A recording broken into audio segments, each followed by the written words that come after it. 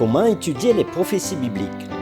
Une étude sous la direction de Sean Bonstra est présentée dans L'aventure dans la parole avec Emmeline et Ronnie, avec la contribution musicale de Robert G. Nous sommes enchantés de vous souhaiter la bienvenue en vous accueillant sur notre chaîne pour les réflexions de cette semaine. Que Jésus-Christ soit notre guide, que le Saint-Esprit nous instruise et nous rende forts alors que nous nous arrêtons sur le grand thème tout au long de ce trimestre.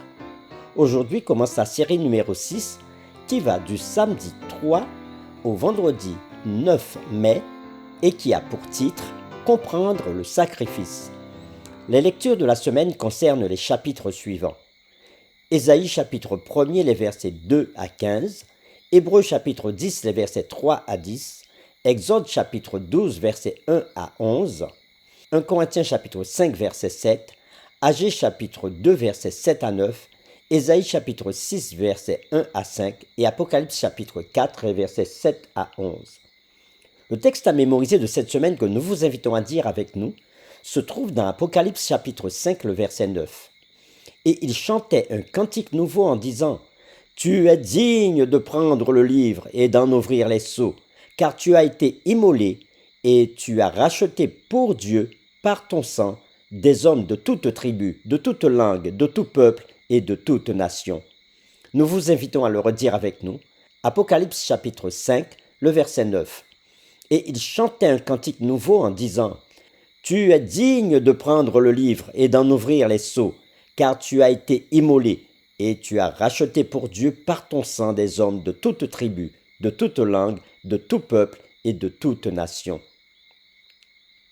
Le rituel du sacrifice était une pratique courante chez la plupart des peuples du Proche-Orient ancien.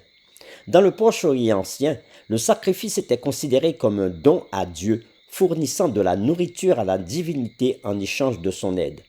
Cependant, la Bible donne une signification radicalement différente au rituel du sacrifice. En effet, la Bible donne un but à sens inverse. Alors que dans le Proche-Orient ancien, le sacrifice signifiait un mouvement ascendant de la condition humaine vers la sphère divine, dans la Bible, le sacrifice signifiait un mouvement descendant de Dieu vers les hommes.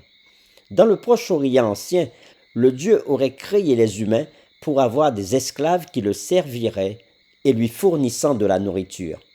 En revanche, le Dieu de la Bible crée les humains et leur donne de la nourriture. Dans la Bible, on ne peut échapper au thème du sacrifice animal.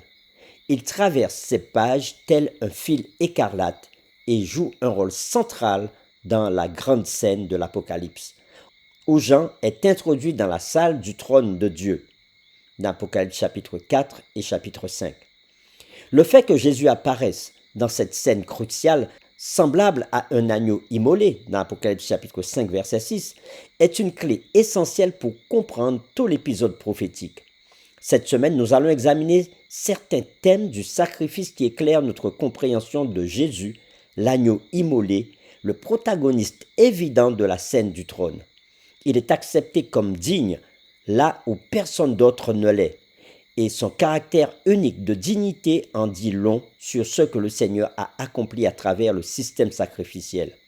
Cela le révèle comme un Dieu d'amour infini qui a fait le sacrifice ultime, un acte que nous, ainsi que les autres intelligences de l'univers, admireront pour l'éternité. Les questions auxquelles nous essaierons de répondre tout au long de cette semaine sont les suivantes. Quelle est la signification biblique des sacrifices? Quel rapport y a-t-il entre les sacrifices dans la Bible et la prophétie? Et c'est avec les séquences suivantes que nous répondrons à ces questions. Dimanche 4 mai, des sacrifices vains.